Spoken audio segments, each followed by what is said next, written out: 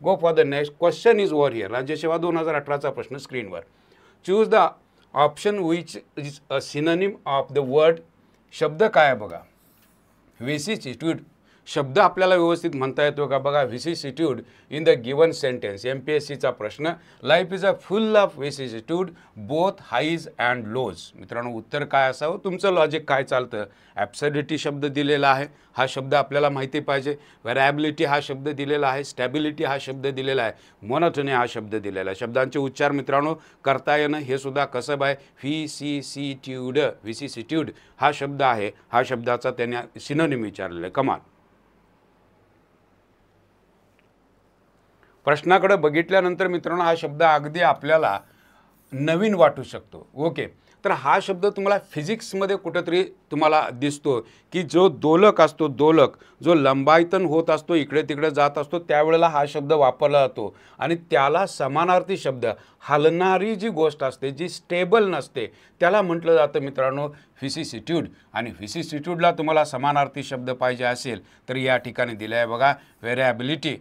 व्हरायटीवरून हा शब्द तुमच्या लक्षात येईल की हा शब्द आपल्याला लक्षात ठेवणं सोपं जातं. व्हेरिएबिलिटी. स्टॅबिलिटी बरोबर विरुद्धार्थी शब्द येईल. मोनोटोनी एकसुरीपणा. ॲब्सुडिटी याचा अर्थ आहे मित्रांनो दुर्गम जे आहे, समजायला थोडं कठीण जे जातं त्याला म्हटलं जातं ॲब्सुडिटी.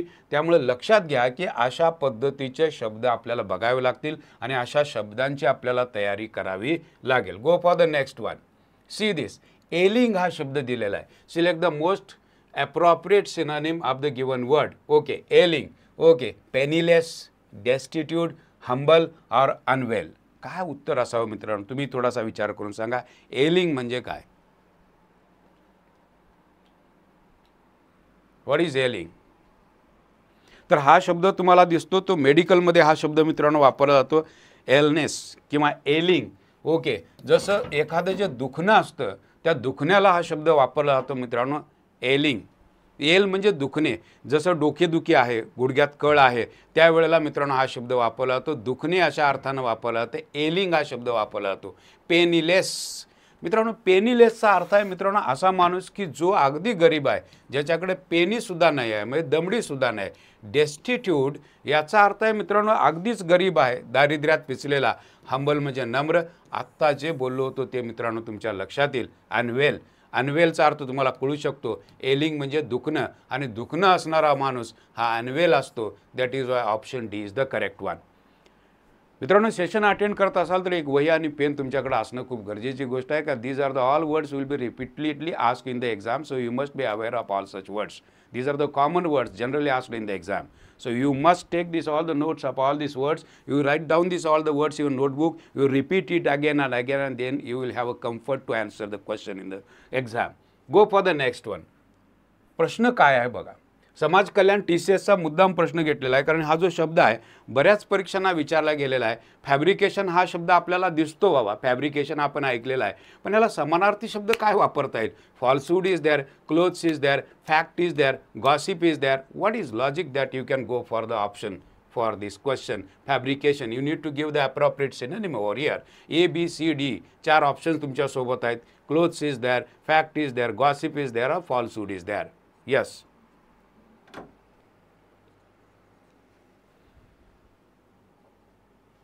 आता हा शब्द तुम्हाला माहिती आहे हा फॅब्रिकेशन. ओके. फॅब्रिकेशन याचा अर्थ आहे की एखादी गोष्ट जी खोटी असते त्यासाठी हा शब्द वापरला जातो. तुम्हाला फॅब्रिकेशन म्हणजे काहीतरी फॅब्रिकेशन करताना दिसतात. बऱ्याच वेळेला आरोप केले जातात त्यावेळेला हा शब्द वापरला जातो. फॅब्रिकेटेड हा शब्द त्यावेळेला वापरला जातो जी गोष्ट खोटी असते, तयार केलेली असते. म्हणजे एखाद्याला बदनाम करण्याकरता आपण आरोप करतो त्यावेळेला हा शब्द वापरला जातो. All the comments are fabricated. Fabricated याचा अर्थ आहे तयार केलेले, म्हणजे ते चुकीचे आहेत. मग चुकीचे असलेला शब्द मित्रांनो आहे फॉल्सहूड.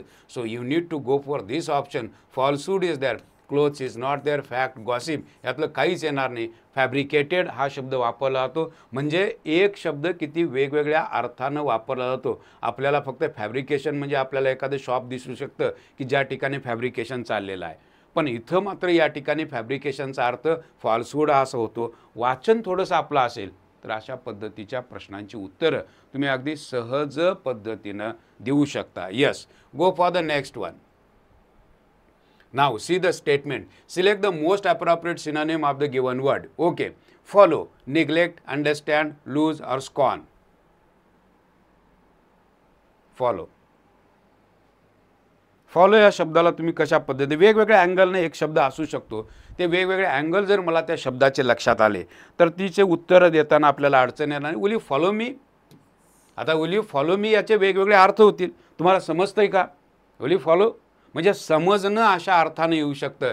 That is why you need to go with this option. Understand is there, loose येणार नाही. स्कॉर्न, स्कॉर्नचा अर्थ आहे आता स्कॉर्निंग याचा अर्थ आहे की एखाद्या गोष्टीकडे कपाळावर आट्या पाडून बघणे अशा अर्थानं हा शब्द वापरला जातो. वायर इज स्कॉर्निंग म्हणजे अगदी बारकाईनं बघणे अशा अर्थाने हा शब्द वापरला जाऊ शकतो. म्हणजे वेगवेगळ्या शब्दाचे वेगवेगळे अर्थ आपल्याला कळणं आणि संदर्भानुसार म्हणजे पर्यायातल्या संदर्भानुसार त्याचं सिनोनिम आपल्याला कळणं ही गरजेची गोष्ट आहे. These are the common vocab. अशा पद्धतीचे शब्द मित्रांनो येणाऱ्या एक्झाममध्ये तुम्हाला दिसतील. त्यामुळे हे सगळे शब्द तुम्ही लिहून घ्या कारण हे सगळे शब्द विचारले गेलेत. आणि अशा पद्धतीची तयारी करायची असेल तर मित्रांनो हे ॲप आपल्याकडे आहे. AK foundation. 3000 शब्दांची तयारी आहे.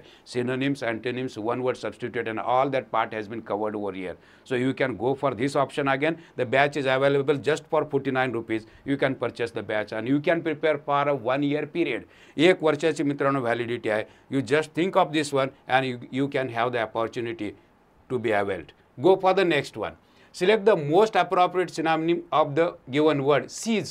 आपल्याकडे सीज फायर असतं बघा, त्यातला हा शब्द आहे. तुम्ही याचं उत्तर काय द्याल? Cease. Free is there, reject is there, give is there. Grab हा शब्द तुम्हाला नवीन आहे, राईट. ग्रॅब द अपॉर्च्युनिटी असा शब्द तुम्हाला दिवाळीत बघायला मिळतो. ग्रॅब, ग्रॅब म्हणजे एखादी गोष्ट बळकावणे. म्हणजे बऱ्याच वेळा जाहिरातीमध्ये हा शब्द येतो, ग्रॅब द अपॉर्च्युनिटी. ओके, म्हणजे इथं हे तर येणार नाही. सीज याचा अर्थ आहे बंद करणे, याचाच अर्थ आपल्याला रिजेक्ट येईल, गिव्ह येईल का ग्रॅब येईल? यस, त्यांनी विचारलेलं आहे सिनोनिम. रिजेक्ट करणं होईल का? सीज. यस. सीज. फ्री तर होणार नाही. यस. रिजेक्ट बळकावणे. ओके. सीज. रिजेक्ट होणार नाही. ओके, म्हणजे एक गोष्ट लक्षात घ्या की अशा पद्धतीच्या शब्दाकडे बघत असताना आपल्याला त्याचा अर्थ कळायला पाहिजे. सीज केले जाते, बंद केली जाते, त्या अर्थी ती बळकावली जाते. तुमचं उत्तर यायला पाहिजे मित्रांनो ग्रॅब. ग्रॅब म्हणजे बळकावणे, ती बंद केली जाते, ती हातात घेतली जाते, चारी बाजूने तिथे वेढा घातला जातो आणि ती बंद केली जाते. एंडो शब्द कसा आहे बघा, याला तुम्हाला सिनोनिम द्यायचा आहे. एस्केप हा शब्द तुम्हाला कदाचित एस्केप हा शब्द तुम्हाला आठवतोय का बघा? ज्यांचं सायन्स असेल त्यांना हा शब्द थोडासा आठवणीत असावा. एस्केप व्हेलॉसिटी असा एक शब्द येतो. इतिहासामध्ये सुद्धा हा शब्द वापरला जातो. The great escape. शिवाजी महाराजांची जी आग्र्यावरून सुटका झाली त्या धड्याचंच नाव होतं द ग्रेट एस्केप. फिजिक्समध्ये गेलात तर फिजिक्समध्ये आपल्याला शब्द दिसतो एस्केप व्हेलॉसिटी. एस्केप याचा अर्थ आहे मित्रांनो एखाद्या गोष्टीपासून सुटका करणे. ओके. एस्केपिझम असा दुसरा शब्द येतो. जो माणूस पलायनवादी असतो तो त्याला शब्द वापरला जातो एस्केपिस्ट. म्हणजे शब्द एकच असतो पण त्याच्यातून तयार होणारे वेगवेगळे शब्द आपल्याला कळाले पाहिजेत. हे सगळे शब्द. डिस्ट्रॉय म्हणजे नष्ट करणे. अपोज हे तर माहीत आहे, पण बेस्टो म्हणजे बहाल करणे. एंडोचा अर्थ आहे मित्रांनो बेस्टो म्हणजे बहाल करणे. त्यामुळे ऑप्शन तुमचा येणार आहे तो म्हणजे डी ऑप्शन. म्हणजे अशा पद्धतीचे शब्द बघत असताना ते शब्द कुठं ना कुठं तरी आपल्या डेली जीवनामध्ये वापरले गेले पाहिजेत आणि ते वापरत असताना मग त्या शब्दाचा आपल्याला परिचय होताना दिसतो. आणि तो झालेला परिचय जर आपल्याला कळाला तर अशा पद्धतीच्या प्रश्नांची उत्तरं देता येणं मित्रांनो सोपं जाणार आहे. म्हाडाचा प्रश्न मुद्दाम घेतलेला आहे कारण हा शब्द बऱ्याच परीक्षांना विचारला गेलेला आहे. Envious, inferior, jealous, angry or miserable. मिझरेबलचा अर्थ कदाचित तुम्हाला माहिती असेल. मिझरेबलचा अर्थ आहे दिनवाना, अगदीच गरीब असणारा असा मिझरेबल. अँग्री माहीत आहे. इन्फेरियर, इन्फेरियर म्हणजे ज्याच्यात काही त्रुटी आहेत त्याला म्हटलं जातं इन्फेरियर. पण जलस हा शब्द बघा, इनव्हियस, इनव्ही हा शब्द आहे. याच्यातून हे मित्रांनो ॲडजेक्टिव्ह तयार झालेला आहे हे आपल्याला कळालं पाहिजे. Jealous is an adjective. त्यामुळे उत्तर तुमचं येणार आहे ते म्हणजे बी ऑप्शन. साधे साधे शब्द आहेत पण या शब्दांना रॅपिड फायर आपण बघायला लागलो आहे. सगळ्या गोष्टी रॅपिड फायरमध्ये मी तुम्हाला समजून सांगायला लागलो आहे कारण हे शब्द अत्यंत महत्त्वाचे आहेत जे परीक्षेला विचारले जातात. Select the most appropriate synonym. Again is that. See the word calamity. Word काय बघा, कॅलॅमिटी शब्द आजकाल हा फेमस शब्द आहे. बऱ्याच ठिकाणी ज्या ज्या घटना घडायला लागलेत, दुर्दैवी घटना घडायला लागलेत त्यासाठी हा शब्द वापरला जातो. वंडर म्हणजे आश्चर्य, डिझास्टर म्हणजे संकट, मिरॅकल म्हणजे आश्चर्य, ओके, हर्डल म्हणजे सुद्धा संकट, पण लक्षात घ्या कॅलॅमिटी म्हणजे अशी गोष्ट की भूकंप झाला तर हा शब्द वापरतात कॅलॅमिटी. डिझास्टर त्याला समानार्थी शब्द असेल, कारण डिझास्टर मॅनेजमेंट हा एक विषय तुमच्याकडे असावा, त्यातला हा शब्द आहे. पण हा शब्द लक्षात ठेवा, कॅलॅमिटी त्याला म्हटलं जातं. नैसर्गिक ज्यावेळा अशा पद्धतीचं संकट ज्यावेळा येतं त्यावेळेला कॅलॅमिटी हा शब्द वापरला जातो. तुमच्या आमच्या जीवनातले छोटे मोठे प्रश्न असतील तर त्यासाठी हा शब्द वापरला जात नाही. त्यासाठी एक शब्द वापरला जातो, तो म्हणजे प्रॉब्लेम. तुमच्या जीवनात प्रॉब्लेम असेल तर तो छोटासा प्रॉब्लेम आहे, पण नैसर्गिक आपत्तीसाठी हा शब्द वापरला जातो, कॅलॅमिटी इज दॅट. भूकंप झालेला आहे, पूर आलेला आहे, माणसं वाहून गेलेले आहेत, प्रचंड नुकसान झालेलं आहे, दॅट इज कॉल्ड कॅलॅमिटी. आणि त्याला शब्द आहे मित्रांनो डिझास्टर. कॉमन शब्द आहेत. कॉमन आपल्याला वाटतात की हे सगळे शब्द नवीन आहेत, बट आपण काहीही न केल्यामुळे आपल्याला तसं वाटतं. न्यूजपेपरमध्ये हा शब्द सतत येत राहतो, कॅलॅमिटी हा शब्द सतत आलेला आहे, पण न्यूजपेपर आपण वाचत नाही आणि न वाचल्यामुळे हे सगळे प्रॉब्लेम तयार होताना तुम्हाला दिसतील. पर्सिस्ट म्हणजे काय? What is meaning of persist? शब्द कसे आहेत बघा, खूप सोपे शब्द आहेत आणि हेच शब्द पुन्हा पुन्हा रिपीट होताना तुम्हाला दिसतील. Persist, cease, okay, struggle, okay, create. याचा अर्थ आहे मित्रांनो एखादी गोष्ट पर्सिस्टिंग, कंटिन्यू करणे, पर्सिस्टन्स असा शब्द येतो, लक्षात घ्या. ओके, कंटिन्यू, एखादी गोष्ट कंटिन्यू करणे त्याला म्हटलं जातं पर्सिस्ट, कंटिन्यू करणे, पर्सिस्टन्स असाही शब्द तुम्हाला बघायला मिळतो. एखादी गोष्ट सातत्यपूर्ण केली जाते, सातत्यपूर्णतेनं केली जाते त्यावेळा हा शब्द वापरला जातो पर्सिस्ट, कंटिन्यू करणे. ओके, पर्सिस्टिंग ॲबिलिटी हा शब्दसुद्धा वापरला जातो. एखादं कष्ट करतो, एखादं आपण काम करत असतो तेव्हा ती गोष्ट आपल्याला कंटिन्यू करावी लागते, that is called persisting ability. Continue is the synonym for the persist. Sturdy याचा अर्थ काय? स्टर्डीचा अर्थ जर तुम्हाला कळाला तर फॅट येईल का? स्टर्डीचा अर्थ आहे मित्रांनो कठीण. स्टडीचा अर्थ आहे कठीण. मग कठीणला शब्द वीक येईल का, वास्ट येईल का, फॅट येईल का, का सॉलिड? स्टडीचा अर्थ जर मला व्यवस्थित माहिती असेल तर हे सिनोनिम तुम्ही सांगू शकता. स्टडीचा अर्थ आहे मित्रांनो सॉलिड. म्हणजे अशा पद्धतीनं ज्या वेळेला दुर्बोध असाही त्याचा अर्थ होतो. एखादी गोष्ट समजायला कठीण असेल तरीसुद्धा स्ट्रॉंग असा त्याचा अर्थ होतो, स्ट्रॉंग, मजबूत, स्टडी. एखाद्या वेळा एखादी गोष्ट आपण विकत आणतो त्यावेळा ती स्टडी असते. स्टडी असते याचा अर्थ ती स्ट्रॉंग असते. स्ट्रॉंग असते म्हणजेच ती सॉलिड असते, हे गोष्ट लक्षात घ्या. त्यामुळे सिनोनिम त्याचं येणार आहे ते म्हणजे सॉलिड. ओके, आर्बिटरीचा अर्थ काय? Yes, arbitrary. आर्बिट्रेटर हा शब्द तुम्ही कदाचित ऐकला असेल. आर्बिटरी, जो माणूस कोणत्याही बाजूनं झुकत नाही, जो न्यूट्रल असतो, इम्पार्शल, काय पार्सलिटी करत नाही, इम्पार्शल असतो. फेअर येणार नाही, ॲरोगंट येणार नाही, रॅशनल येणार नाही, इम्पार्शल आहे, कुठल्याही बाजूनं तो झुकत नाही. आणि त्याने मिनिंग विचारलं आहे म्हणजेच सिनोनिम पाहिजे आहे, म्हणजे इम्पार्शल येईल. शब्दाकडे बघत असताना मित्रांनो अशा पद्धतीनं जर तुम्ही अभ्यास करत गेलात आणि हे शब्द सगळे लिहून घेतलेत आणि परीक्षेला येण्यापूर्वी जर हे वाचन करत गेलात, कारण सिनोनिम्स अँटोनिम्स आपले हमखास चुकतात आणि बऱ्याच वेळा फोन करून मुलं विचारतात की कोणतं पुस्तक वाचू. मित्रांनो पुस्तक वाचण्यापेक्षा दररोजचा सराव करत जाणं, दररोज असे शब्द बघत जाणं, दररोज 10 शब्द जर असे बघत गेलात आणि याची सिरीज आपली चालू आहे, ती सिरीज जर तुम्ही व्यवस्थित फॉलो केलीत तर तुम्हाला कुठंही अडचण येणार नाही. येणारे रिपीट होणारे सगळे शब्द मी दाखवा लागले. ॲब्स्टेन हा कॉमन शब्द आहे.